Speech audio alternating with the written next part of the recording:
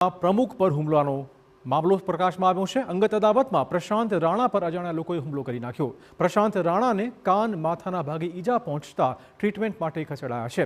આ મારામારીની ઘટનાના પગલે લુણાવાડામાં સર્જાઈ છે ભારે તંગદિલી। લુણાવાડા પોલીસે ફરિયાદ નોંધીને હુમલા મુદ્દે વધુ તપાસ આરંભી છે। 50 ટોળાએ મારા ભાઈ પર ઘાતક હુમલો કર્યો, આ પ્રમુખના ભાઈનો આરોપ છે।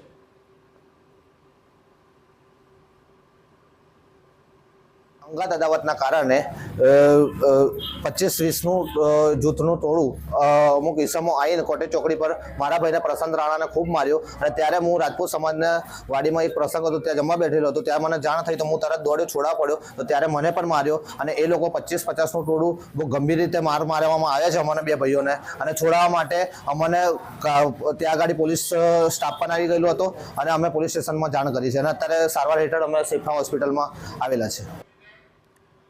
અને હવે સમાચાર